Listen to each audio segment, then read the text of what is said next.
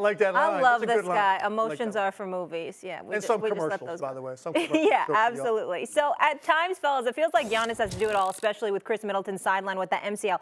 Are the Bucks, JJ, asking too much of Giannis not having Middleton out there? They really have no choice. They really have no choice. This is the issue you have without Khris Middleton. And we talked about this earlier today with Mike Greenberg.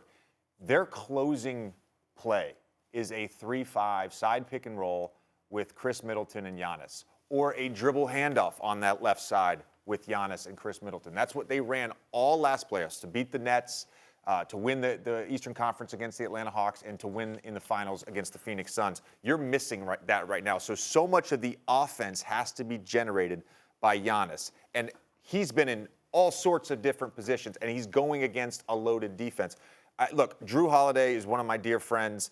He is better suited in that third role on offense than he is in the second role. He's really struggled this series. As great as he's been defensively and as great as Wes Matthews have been defensively, there's just no one on their team with Drew struggles like this that can generate good offense. And that's not a knock. Like, Pat Connaughton has played really well this series. Bobby Portis has had some moments. Like, they have good role players. But for generating offense, it's Giannis and Giannis alone right now. And that's a real problem. And I think over the next, we talked about Toll earlier, over the next 3 games, with 2 of those games in Boston, you're asking a lot of Giannis, which is why I think the Celtics are going to win the series. 2-2. Drew Holiday hasn't really injected himself into this series offensively at all. And the other guy, you mentioned Portis, and you said his name, and I'm thinking to myself, that's not a casual thing. This is a guy that averaged 15 points a game in the previous 5. He's critical. So people might think of Bobby Portis as a role player. Mm-hmm. Number one, he is by far the number one guy in terms of energizing their team. And I've said it for the last 2 seasons. 1 basket out of Bobby Portis is worth 4 for most guys. That's right. Because of the way that their team and in that building reacts to him. He's been a non-factor the last 2 games. He needs to reemerge in this series. He's too important, and particularly without Middleton. Holiday can't play worse offensively right now. He hasn't injected himself, and despite all of that, they had a 12-point lead in the third quarter last night. I still have a lot of faith in Giannis Antetokounmpo. I think the question was, are they asking too much? No. Heavy lies the head that wears the crown. This is what you ask of guys this good, right? And you don't have Middleton. This is what you expect Giannis to do and what I expect him to be.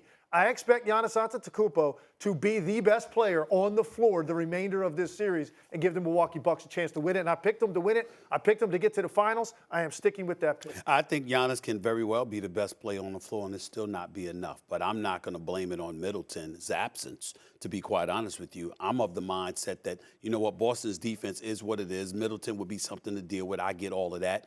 Grayson Allen and Pat Connaughton, you expected to make a bigger contribution based on what you saw from them in the first round. But I think that the Milwaukee Bucks have enough pieces to make this interesting. I will remind everybody they had a double-digit lead in the fourth quarter. You know, it's not like Boston has run away with it because Middleton was out there. So I'm saying that the point is you have shown an ability to do some of the things you normally do even without Middleton. But to me, if you've got an Al Horford dropping 30, you ain't winning. You ain't losing to anybody if you're the Boston Celtics. You certainly don't anticipate that. You know what Tatum can do. You know what Jaylen Brown can do. The question is what they're going to do consistently.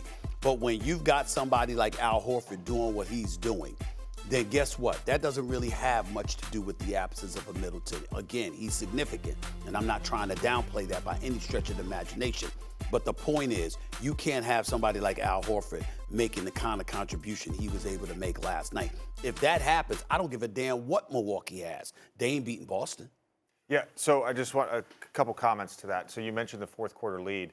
And again, this goes back to what I was saying earlier about closing games. They need Middleton to close games because of Giannis going against a set defense for first quarter, second quarter, third quarter, fourth quarter. You need someone else to create offense for you down at the end of the game. And Giannis could do it. I'm not saying he can't do it.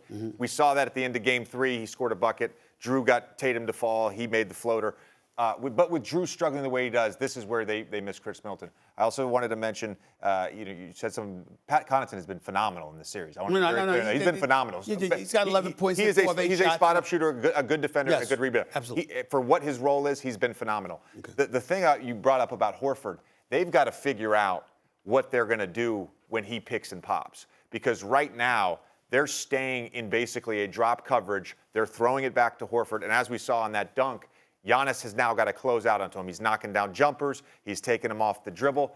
I don't understand why they're not switching that. Giannis is more than capable, whether it's Tatum or Brown or whomever, Giannis is more than capable of switching that pick and roll. Then you rely on your secondary defenders, size and strength to deal with Horford if he goes to the post. They've got to make that adjustment. Massive adjustment there. And also, I just did a touchscreen on this because I looked at their late game execution offensively. They had possessions from an 85-85 standpoint the rest of the game.